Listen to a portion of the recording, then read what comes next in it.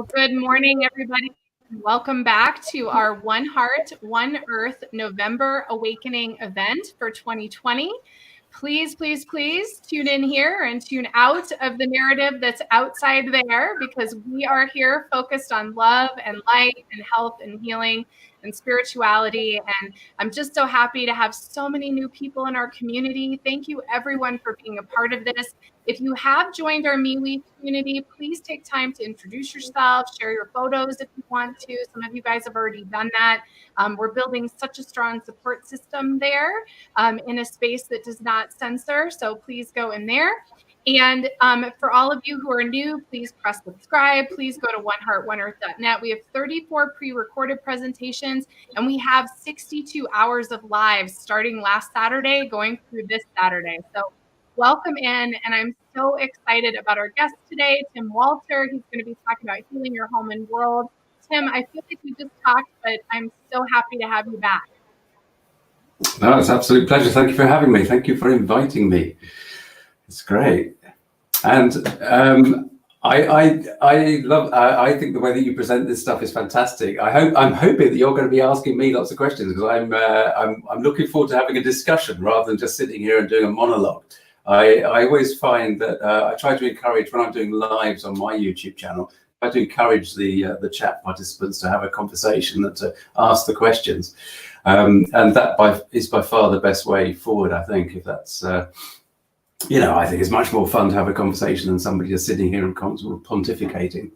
So, I totally agree. I think this is like the word summit went away for this November event, because I think everyone is doing that. Everybody's got all these endless presentations, and it's been awesome. We did 3 events like that, but I'm with you. I think all of you in the community, we invite you, comments, questions, shares, anything in this comment box. Like, that's the best part. So I agree with you. I think conversation is the best way to go, rather than just droning on and on, because it's about our alchemy, right? It is. That's right. Yeah, exactly. I mean, it's a bit unfair of me to sort of say, well, let's get people asking questions.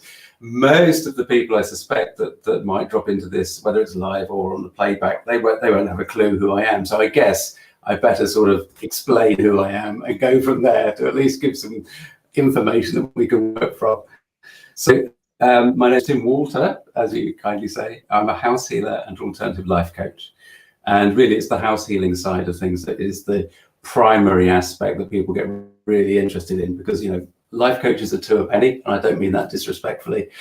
We all need life coaching in some form or another, even if we don't realize it, but we get it from various sources. But the house healing work is what's really, really interesting for me, because it enables us to help somebody in a certain situation by initially starting to work on their environment, on the environment in which they live.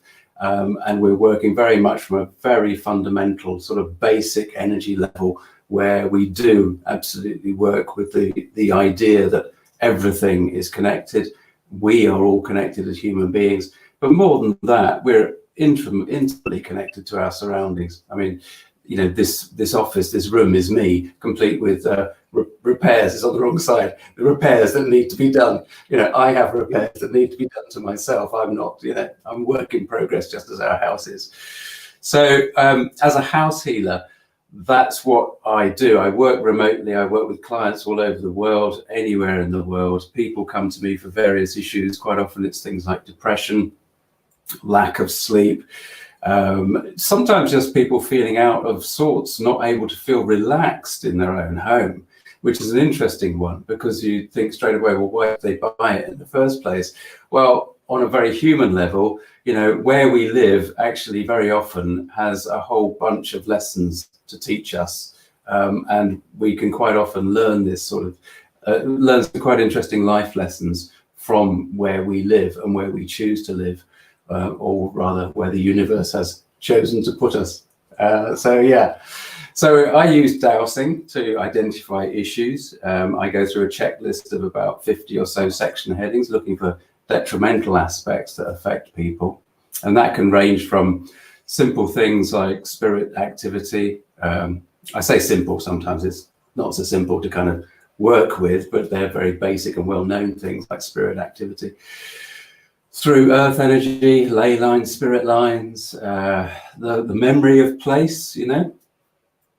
We deal with the actual land that the house has been built on, what has gone on there before that might be adversely affecting somebody.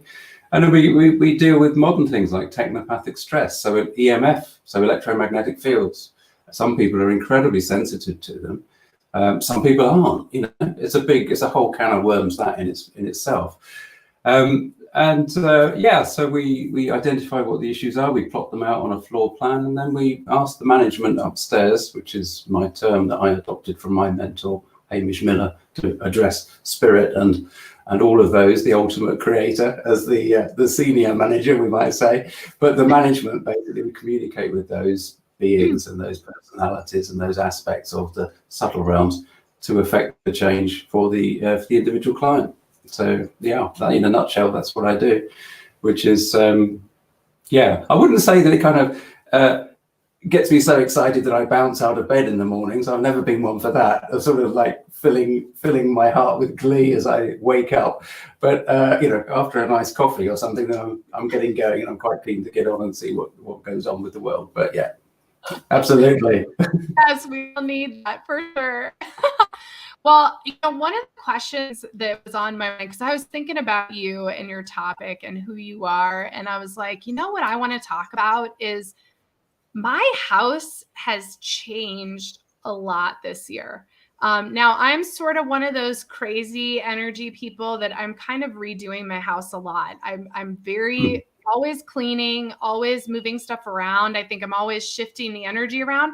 But we have moved whole rooms. We have changed. And some of this was logistical. Right. Some of it was, where am I going to be a YouTuber? I never thought I'd be one. So all of a sudden it's like, I can't just like, you know, sit in the kitchen and do a tarot reading. Like I have to go find a spot to be. But part of it was also energy because we're all at home. And it was like, well, shoot, if all 4 kids are at home and my husband's at home and I'm at home and we all have to be on electronic devices, excuse me, all these things. And so I'm curious for you, a two-part question. One is, have you noticed with yourself and your clients that a lot is changing with the home environment because we're at home? We actually have to sit in our house. And what are some of the things that you might recommend to people? Because I'm telling you what, man, I've never moved stuff the way I have this year, or cleaned, or even saged, or just, it's like you're so aware of your surroundings because there's nowhere else to go. It's been a classic year, hasn't it? It has been absolutely classic.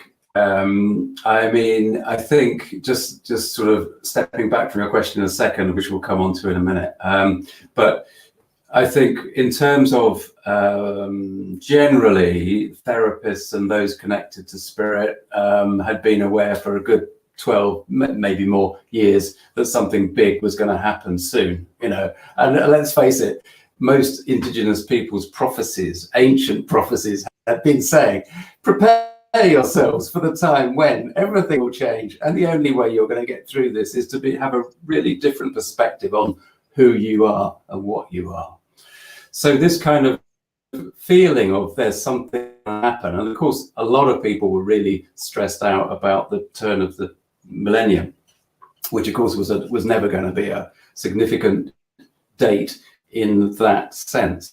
So here we are with COVID-19 coming through as a virus, and I'm not even interested in talking about, you know, the source of the virus. The fact is we have a virus, and viruses are really, really interesting because, for one thing, most of evolution, no, I won't say most of evolution, viruses play a really important role in evolving species, because viruses like this one is involved with the way DNA functions. So, you know, there wouldn't be life on Earth as we know it without viruses. So it's an interesting thing. Let's sidestep the whole issue of conspiracy theory and all the rest of it, because that's not important as far as I'm concerned. What I like to do is rather just look at the picture and assess the picture, all the aspects of the picture, ignore Newtonian physics in terms of cause and effect and what's going on, but just look at what is being presented. So in that circumstance, if we come to your question, You have been changing your world around hugely within the house, because your world, each of our worlds, is purely what we can experience through our five senses.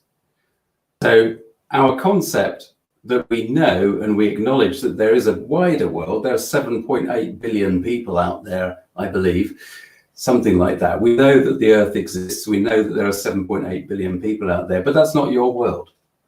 That is not your world. Your world is your children,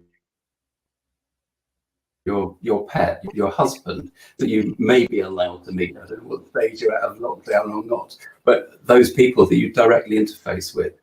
To a certain extent, I'm not even in your world, because we're having a connection, we're having a conversation, we are sharing information, and that's what really we're talking about in all levels, whether we're talking on a man-made level, a human-made level. It's sharing information by speaking. Now, obviously, you can hear my voice, I can hear your voice, I can see a representation of you, but I am not actually in your world apart from this 40 minutes or so. Your world has completely changed. You've restructured your world in accordance with something that has come in from outside. And it's as simple as that. So your choice is, what do you do? Where do you sit for your studio? Where do the kids work? Where does your husband work from home? What happens? How do we cope with this? These are very structured and sensible, logistical, sort of common sense issues. But the bigger thing is how you feel about it. That's the bottom line, is what do we actually feel about the change of circumstance that we actually find ourselves in. So for me personally, and do say if I'm talking too much about me, but for me, because I live remotely, this is a very rural location in England. England is a very crowded island. We've got 7 million or 8 million people living in this tiny space of a country. No, it's more than that, 80 million. Anyway, it doesn't matter. But there's a lot of people here. And I live in a rural part of it called North Yorkshire, which is a national park. So I have a mile to go before I hit anything like a village or a road. So what has COVID-19 done here? Well, all it's meant is actually my wife works in part of the house over there. She now works from home rather than traveling out and coming back every day. And what does that mean? Well, it's actually lovely, because it means we see each other more. It's just the two of us and our pets. We see each other more. It's great. So for me, in that sense, it's done us a world of good. I feel really, really sorry for people that are stuck in cities with no outside space. Certainly that first lockdown that we had here, beginning of the year, that was not a good time for a lot of people. But again, for those people, for every single person, it's up to us to actually decide how are we going to respond to the pressures that we are now faced with. And of course, it's not about sort of, being strong and kind of facing up to it and dealing with it, getting on with it and crushing those feelings. We wouldn't be talking in that sense on a spiritual based channel such as this. It's actually about allowing ourselves to explore the feelings of vulnerability that we are often going to be put under. Why do we feel this, that somebody, that your other half is getting, is not respecting your boundaries, for example, which would be a common one for a couple living together, for example. So why does that, and what's that telling us about the way we are? What's that telling us about how we've got to be the person that we are? All of these questions that we can ask on an intellectual level, but also we can feel in here and just allow, if we sink up into that energy, that feeling of the conflict, what does it mean for us? Where do we learn? What do we learn from it, and how do we heal from it? Every single house that every single person is in that is going through this time, they are either responding really positively, and of course what we see is a lot of people working on their houses and doing all the jobs that need to be done and doing the physical stuff of repair work and of decorating and of enlivening the house from the inside. And that's symbolic actually of what's going on for them anyway, because while they're doing that, they'll be thinking about, how do I want to live? What's really important to me? I didn't really like that job anyway that I was going off to work. When all this is over, I'll look for another job. I'll do something else. You hear all the time of people rediscovering their connection to their families, spending time with the kids, stopping them playing on the Xbox and all the rest of it, and actually having some family time. This has been not only a difficult time for so many people, but an incredibly healing time for a lot of people. Now, what's going to be interesting is what happens on the back end of this, because I'm not sure that I've actually even answered your question yet, Lisa, but you can steer me back round to it again in a minute. But what is really interesting is we have this healing opportunity. And when we look at life from a spiritual point of view, we are looking at it all the time from that point of awareness, from ourselves as an individual point of awareness, a perspective of awareness that is aware of all the information coming to them, right? So we're aware now what we feel, what we think, what's coming to us. Is there anything else that's present that we can't even necessarily feel as a tangible existence? And a lot of these reactions are based on our emotions.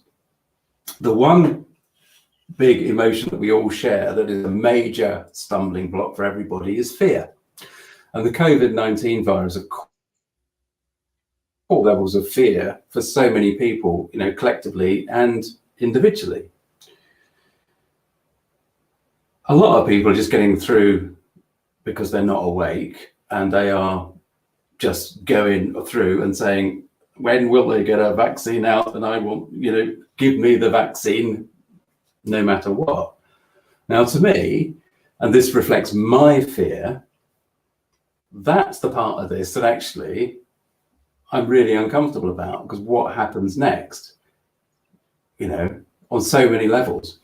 It's when the vaccine appears, or the number of vaccines appear, and this reflects my fear, as I say, and this is important to everybody, not because I'm saying that there are things to be fearful of, but because I'm trying to illustrate that I have a concern, and I know that as I put energy into that concern, the chances of the concern manifesting as a reality are very, very strong, especially in the sort of work that I do, because I'm always, if you spend years connecting to the management and asking the management to manifest change or create a change in somebody else's reality, then what happens is, just by default, one's connection to the management gets quite reflexive. Now, I'm not saying better or worse or anything like that. I'm just saying it's very quick.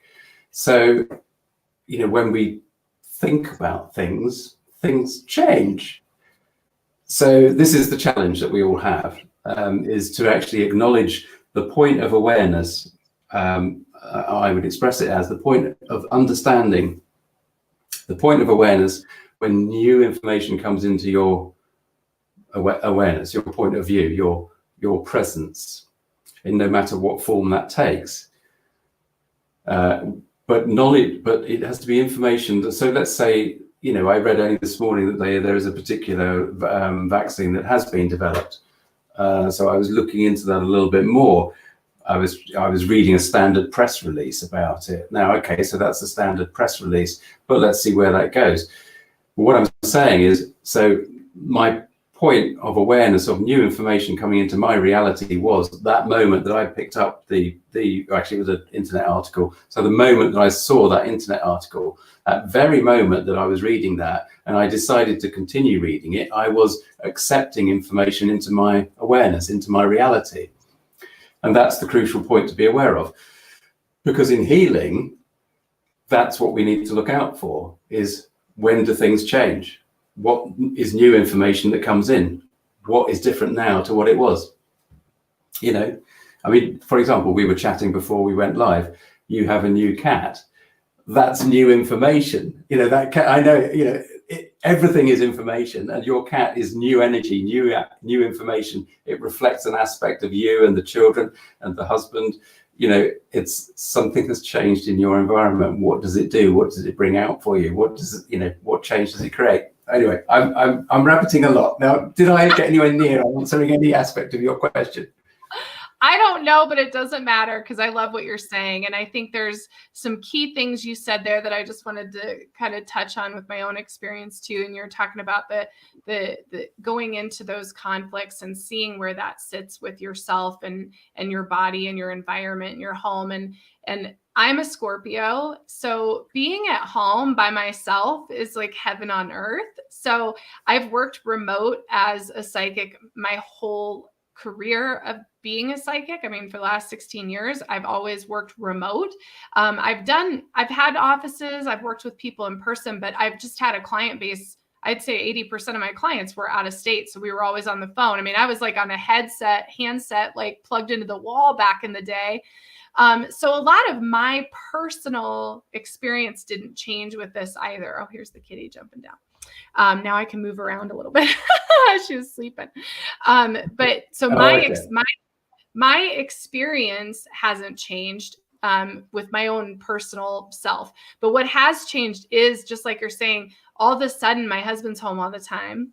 And the kids were home for a while. They're back at school right now. So that's good. But I was definitely going through that experience of, I need my alone time. I'm a spiritual person. And it's not even being a spiritual person, but I think for me, I spend a lot of time like with myself and in meditation and journaling and things. And all of a sudden that time was taken away. And there really is energy work with that. That's that shadow energy, that conflict energy, where my husband and I really had to sit down. It was actually part of our house move, was me saying, I have to have some kind of space to be, and, creating that space. And then also what you're saying about, that point of awareness, I think that's so important, because you can let anything in. And it's not just the media, although the news is challenging right now. If you just look at it, it's like, oh my gosh, the energy of it is very stressful, and it can generate a lot of stress. But it can also be going to the grocery store. Every time I go to a food store, I can feel the fear energy. I can feel the stress. I can feel, all of us are sitting in the unknown. And so looking at that and how that's impacting you and your home environment, in your own world, as you said, we're all in our own worlds, and it's about what we're co-creating. And if we co-create with spirit and the management, like you call it, if we co-create with spirit, our world and our space, things are pretty great. Like our home's pretty great. The kids don't really care about any, they're doing their life, and we have our life. But if you start to let in all that other energy, it can be very stressful. So it is really important to look at what you're letting into your space. And then, Tim, what do you do? Like, how do you get it out? So you get the fear comes in, or the stress energy, or whatever you guys want to call it. But like, what do you do then? I mean, I think I've been doing so many energy clearing meditations and just trying to like drain it out. Well, I mean, I think for, for the individual, I mean, again, I don't want to be. Okay, I'll answer it by talking about what I do personally, right? But I think you've just said it, because that's what I do. If I get fearful, which I do, I mean, I think I was probably the scaredest male for about. The scaredest male on this planet for about 30 years of my life. I don't think anybody would have been more terrified than I was of absolutely everything. So I know about fear, and for no reason, basically. So I meditate. I do meditate, and I ask the management to take it away from me. And I also, one of the things that I do and found was really, really effective for me, and I'm sure that other people will find this too, is that if you just allow that emotion to drain out through your legs, down your legs, through your feet into Mother Earth. Now, I've said this to some people in the past, and they said, "Oh no, but you can't. It's just leaving. It's you can't pollute the earth with your crap." Excuse the word, but but actually, that's the point. Is yes, you can actually, because Mother Earth is big enough and that's part of her purpose, is to take that energy and transmute it, change it into into energy that actually feeds stuff. You can simply stand in your favorite place in your house. You don't have to even go outside and do it. Ideally be on the ground floor, ideally be without shoes and, like shoes and socks on or whatever. But just go to your favorite place and just stand there and just allow it. Just ask Mother Earth to take it away and feel that fear going out and through and down and out and into Mother Earth, and be thankful for it. Just do a simple thing like that. Those within the audience that are more, we say, advanced and have their own ceremonial processes and all this sort of thing, and understand energy flow, perhaps they're therapists themselves, this sort of thing, or, as connected as you are and as sensitive like that, then just, either just go to the favorite place and do that in your own special way. But the other thing to do is to get a dowsing rod, just get a, bend a coat hanger, ask for the most positive and beneficial earth energy center in your home, and you'll find it, and it'll probably be where you would have stood it anyway intuitively, but that's probably going to be the most powerful earth energy center, and that's the most effective place to stand and allow that to go through. So people can do that. Or, the bottom line, for those that are less connected and don't fancy all of that sort of stuff, just be mindful of it. Just allow yourself not to be fearful of the fear is one thing. Recognizing that you feel fearful, that's half the battle. Because otherwise, the reason that we fire off and have arguments and all of this sort of stress and you get fireworks between couples half the time is because they don't even realize how they're feeling. They're just reacting all the time, rather than understanding how you're emotionally processing something and responding rather than reacting with a knee-jerk sort of kick. So I think self-knowledge is absolutely vital, and self-knowledge is really the way for anybody to help ride tough times. It's understanding who you are, understanding how you respond to situations, and trying your best and asking for help if necessary. Ask upstairs, ask whatever form of protection the individual considers to be appropriate. Ask them, Archangel Michael or any of the archangels, they're all there. They'll help. Or, as I say, Mother Earth, or, any of those things. I think it's the situation we are in is one that we have all co-created. This power of change is what we have all been asking for. Light workers all over the world have been asking for the shift to occur, and some people call it an ascension and all the rest of it. So they've been asking for it for decades. So I don't think any of us need be surprised that we have the chaos of change around us, and that's what this is. Any change is accompanied by a process of chaos, a process of complete disruption before you come out the other side. And that's exactly what we've got. It's a healing. This is a healing reaction on a global scale. This is Mother Earth and the management going, yep, you've got to change, guys. So have some of that, and that's what's happening. It's so true. Well, I love the idea of dowsing for the energy center in the house. I haven't even thought about doing that. I'm totally going to do that tonight when I'm done being on these lives.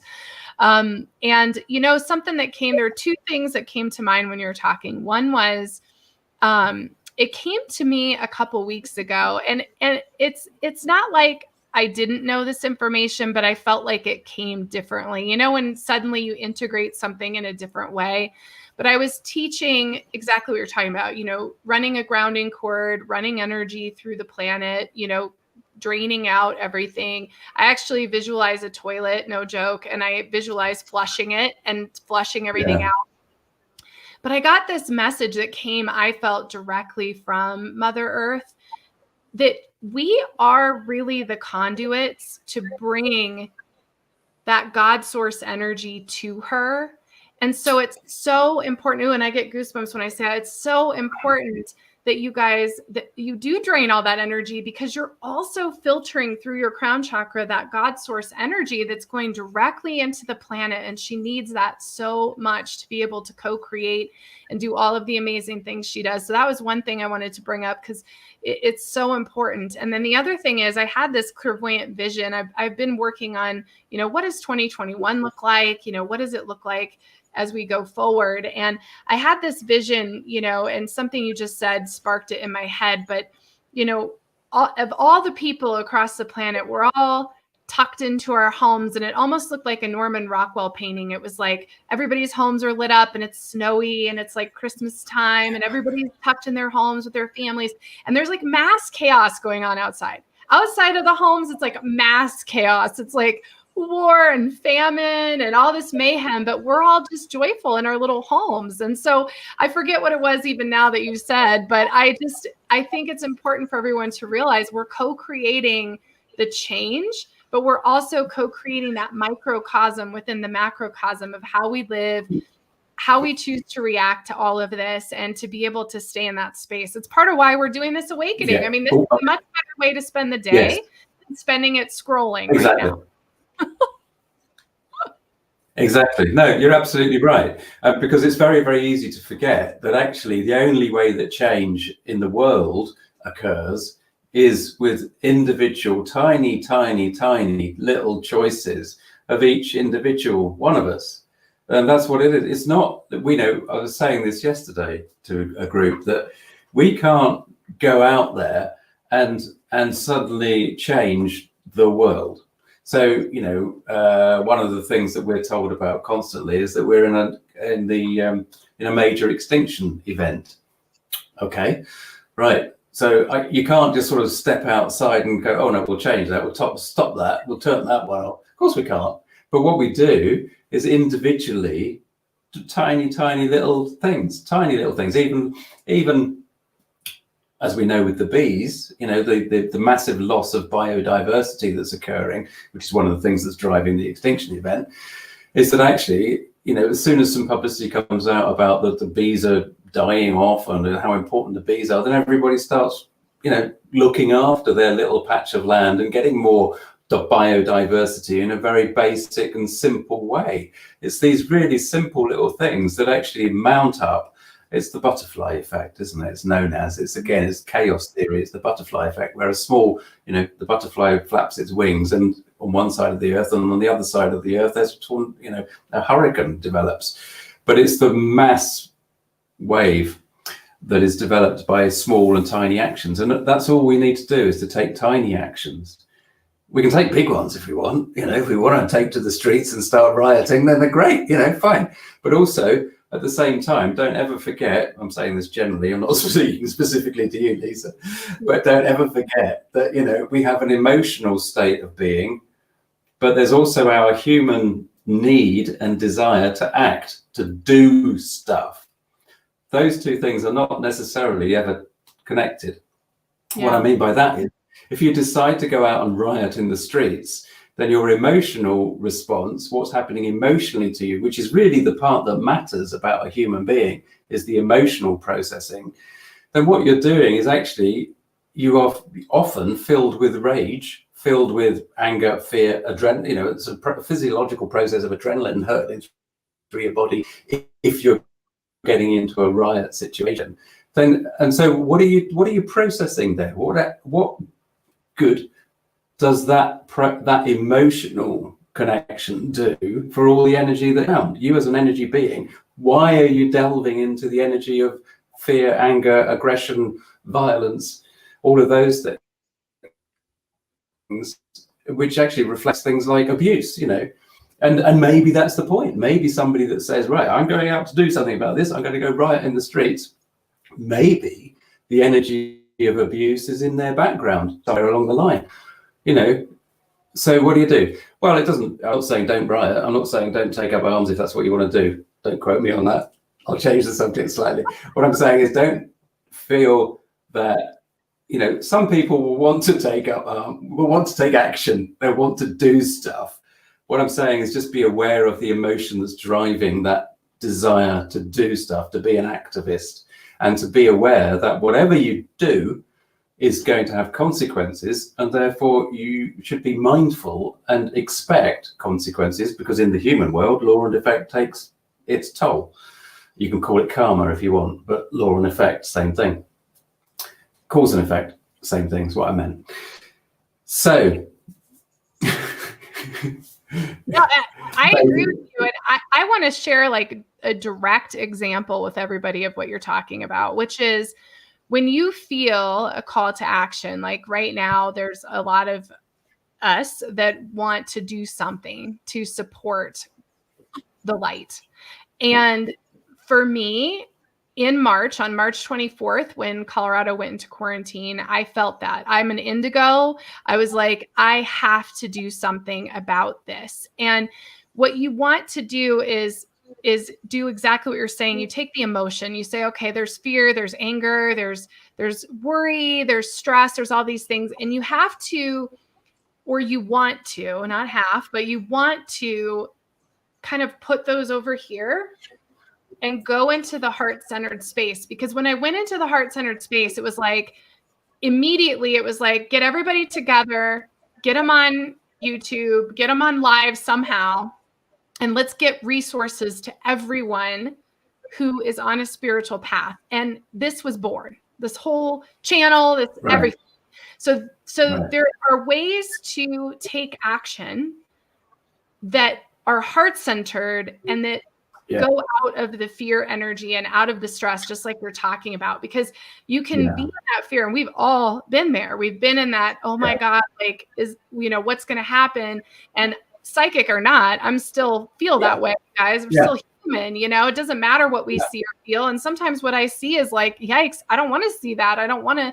So the point is, just like you're saying, Tim, is this channel is a direct example of a heart-centered call to action to support us in this time of the unknown, with these resources and tools to be able to support you to get to the next level, and to find people like you, Tim, to find your channel, to find all of us who are part of this, like everyone who's come together for this, and everybody that I've connected with this year has been this really lovely connection of, I just really think you have something to share. So let's get you out here to share it. And so that is something you guys can do. And I want to invite everybody who's watching, there's a lot of you on, I would love to hear a few things from you guys. One, I'd love to hear what you're doing to release your fear or to take action on what you feel. I would love to hear if you have questions for Tim or myself. I would love to hear if you're struggling with fear. What are you struggling with? Go ahead and throw them in the comments box so that Tim and I can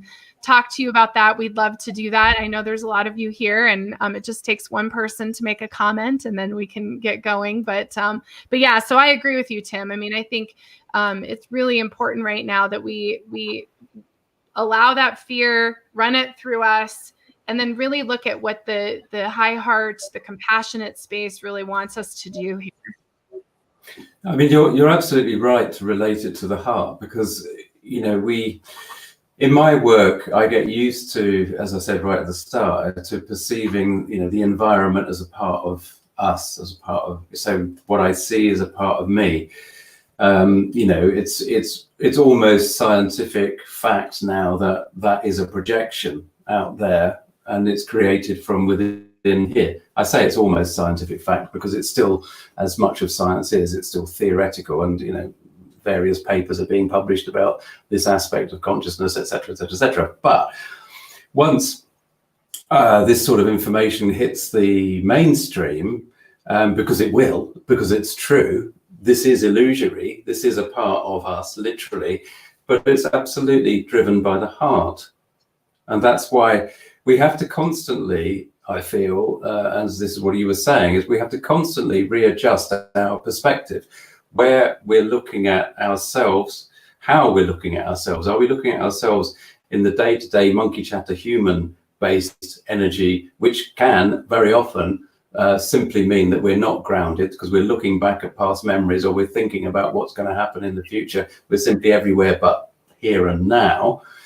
Or when we shift up to the spiritual perspective and we see ourselves as being connected to absolutely everything in every way, And you get these really magical moments, both internal, literally internal, or external, when you get miracles of manifesting, magic manifesting literally. That's a very spiritual perspective. And we have to really keep adjusting our perspective, because we are human, and we're human for a reason, And so this idea of abandoning the ego, for example, of saying, well, actually the self, the ego that is driving all this human stuff that I'm experiencing here and now in the 2020 is actually, no, we shouldn't be having that. We've got to get rid of that. We've got to suppress that and leave that alone, because I want to be a spiritual, enlightened being. Well, actually, I would say you embrace ego, but you just be prepared to move from it as often as you can to adopt the spiritual perspective, to allow the spiritual information to come through, that connection to come through, and step into the magic as often as you can. I use magic in a loose term there, not specifically. But that's the art of where we're going, I think, as a species, is because, after this and the next big change, whatever that is, then people will be very much more awake and aware and in alignment with their true selves, because we're entering this period of transparency, and it's transparency between people as much as it is transparency of self and understanding self. We have a role to play in this as human beings, and we have to function from the heart in order to actually optimize that role of being the human being. And then we can adopt as often as possible the spiritual perspective and function from that perspective as well. Hope that makes sense. Yeah, it does. And of course, now we've got all these comments. I love you guys. Thank you for all these messages you have. Speak Up and Stand Strong says, when you listen to your heart instead of being led by your head, it will guide you to the actions you need to take. Beautiful. Heather, hi. Karen, hi. She says, I'm doing my best to let life flow. And Heather also says, if your actions cause pain or hurt others, it's not from the head. Hope for Peace says, hi, I've been inundated with moths. Yeah, that's the one that jumps out at me. Yeah, hope for peace. Does that mean anything? Yeah, well, with something like that, you want to ask yourself, what do moths mean to you? What do moths mean? They're things that come out of the darkness and go to the light. How wonderful is that? Fantastic. To me, that's what it represents. Hopefully to you, that's what that represents too. Yeah. But this is the thing. When things, when life manifests, when life manifests around you, the only thing that you can ask yourself on an intellectual level is, what does that mean to me? Because there's no point in me asking, somebody else, well, what does that mean? I mean, all due respect to all the comments and things. But what I mean is you to learn to self-analyze and to connect emotionally, because I'm hoping that Hope for Peace there, being inundated by moths, is a nice thing, or hopefully they're not just trying to swat them to get them out of the house, because you know what I mean. But what does it mean to them? Always ask, what does it mean to me? Fantastic. Yeah, I love Mary. So Mary has a question, and Claire actually has a statement that I feel like goes with Mary's question. So Mary's question is, I share a household with others with high levels of fear and anxiety. I have my go-to ways to overcome my own, yet theirs is feeling suffocating to me. Any thoughts? And Claire says she feels the call to action strongly, but she's struggling with what she should be contributing. And so those are a couple questions. So what do you think, Tim? What are your thoughts about being suffocated? Well, sharing a household with people that have got a massive amount of fear and anxiety, it's a really difficult one, especially if they are family. That makes it even more difficult. But really, you do have to focus on yourself first. So you have to put the protection in. I mean, you say there, Mary, that you've got your go-to ways to overcome your own fears and stuff. But I would start to really be very, very mindful about your own protection, your energy work. So really become aware of you're the physical being, but really become aware of your auric field, and the fact that every time, if you're sharing a space, you're sharing the energy of that person. So their fear is out there in their auric field anyway. Bearing in mind that the heart chakra, for example, goes for a good 8 feet quite often. So if you're in a room, you're going to be sharing the heartfelt energy of it all, right? So you need to protect yourself, just to learn some really quick ways of doing it. again, we don't know Mary's situation, but with somebody that is a highly sensitive person and is surrounded by people that are exhibiting fear and anxiety, that's the most important thing to learn, is to actually just be aware, know yourself, know what is your energy and what is somebody else's. So that actually, as soon as you get hit by something that you think, you know, knocks you a little bit, then you know, well, no, you've got to clear that away because that's not my stuff. And you literally are just working on it. Subtle energy management, that's what I call it all the time. Subtle energy management, really important to put the shields in, as well as to open the heart in the right times and the right places. But in that situation, put the shields in place. And yeah, then well, Claire you said, sorry to interrupt, something you said earlier about looking, like allowing the conflict and looking at what it feels. I think it applies here too, because when for example, I mean, I really have only been to a food store. That's basically the only places I've been this year. And when I do, there's a lot of fear. You know, there's people who are afraid to get close to you. There's people who are afraid of everything that's going on. There's just fear energy. And I think, look at what that brings up for you personally. So if you're around these people who you feel suffocated by the fear, I'd ask yourself, well, what is this? Or how is this serving me? What is this teaching me? What do I do with this? You know, I do a lot of chanting in my head at the grocery store, and just chant, you know, I'll chant Om Namah Shivaya or Om Mani Padme Hum or something like that, and just really allow that energy to move through me and down into the earth, so that I'm helping those people kind of dump some of their energy. But I would also just look at what it's bringing up for you. So that's something I wanted to throw in, because it's still conflict. It's still shadow energy that's coming into your space for some reason. Yeah. Yeah, and I mean, I'm lucky in that I don't actually have to go out a lot at all. So my contact with the outside world, with a lot of that fear energy, is very, very limited indeed. And actually, when I have been out to the occasional store, actually, what I find is a lot of humour. You know, which is lovely, because I don't know whether it's just because we're English. It's just like you know, we just laugh at these things. That's not true, because it's not all everybody laughing, but I have, you know, I was really surprised that there was a lot of humor out there. Having said that, you know, I mean, I know people who have lost loved ones to COVID, so it's not a laughing matter by any means. But Claire, we didn't touch on her. So Claire says that she struggled with fear this year, but found journaling. Oh, right, okay. Yeah, well, that's great.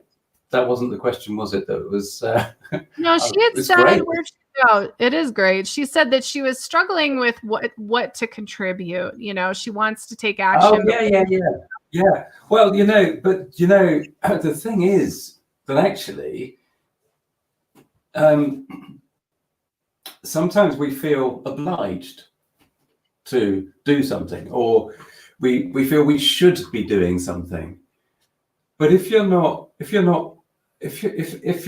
inspired, or I mean, in a way, it's like you said, if you open your heart and actually there's no kind of inspirational flash of, oh, I really want to do this, or I really want to do that, don't worry. Just don't allow the shoulds. I should be doing something, or I must do something about this, to take over. Because actually, as we said earlier on, living in your own world and doing your own self-healing in this moment will enable the flow and enable the inspiration to come in the next moment. So don't stress it. Don't worry about it. Don't feel the need to do anything. Just meditate. If you want to meditate, and just meditate. Spend the whole day meditating if you want. It doesn't matter, because one day you'll wake up and actually you'll think, oh, I want to go and do that. And you'll go and do that. So let's not beat ourselves up. You know, we beat ourselves up far too much most of the time. Yeah, well, and I think, you know, being creative, I know Claire, and she's an artist. And I think, you know, your call to action can simply be creating beautiful things for the world. Right. And really looking at why are you feeling like you aren't already contributing? You know, look at that within yourself too. You know, I think it's important, because we all want to do more. And I've struggled with it the last few days. Like, should I take a stand in certain things? Should I not? Like, what am I supposed to do? You know, I mean, see, right? There's like all this. And at the end of the day, you know, we have to go with what feels right in our hearts. We have to go with what feels right from those higher wisdom above us. And at the end of the day, like, it's really about just sharing love and joy and creating community and trusting in the process, because we're not going to know the answers always. You know, we're just not. No. And I mean, there is so much talk about co-creating, and we are co-creating. There's no doubt about that. But, you know, the biggest underlying point of all of it is that the creator is feeding information through before we're even aware of it.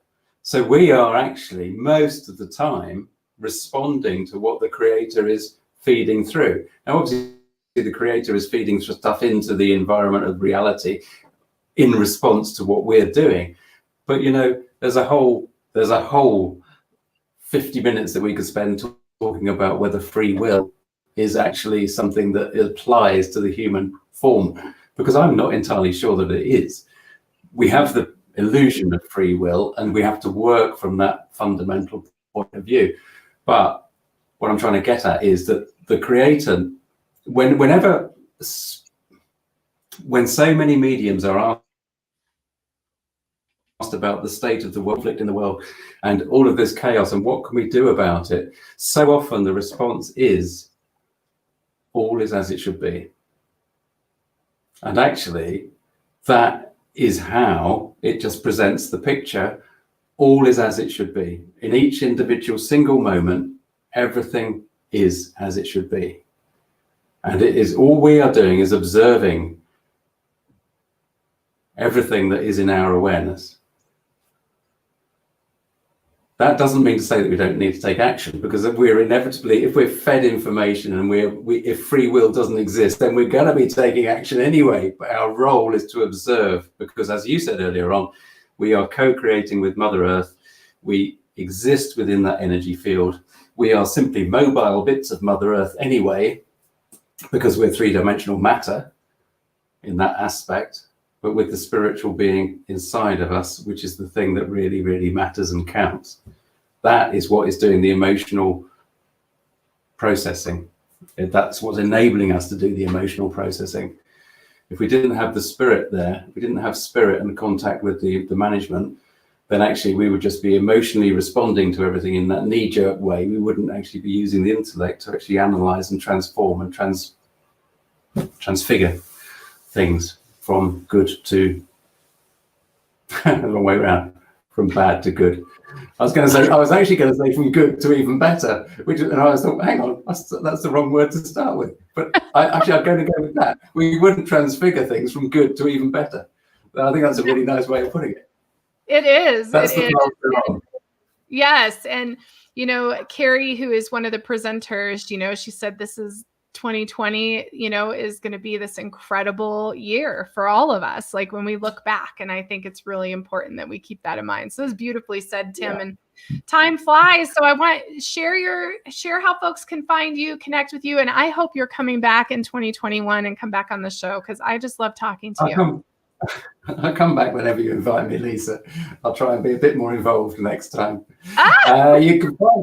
You can find me, just Google me, Tim Walter House Healer or Tim Walter Dowser on YouTube.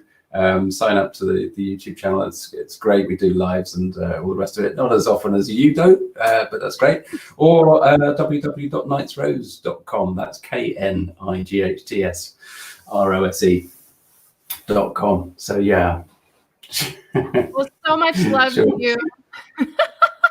That's very sweet. I feel a bit of a fool because I didn't spot the comments. I didn't click on the tab. I had the private chat tab open, so I didn't see anything.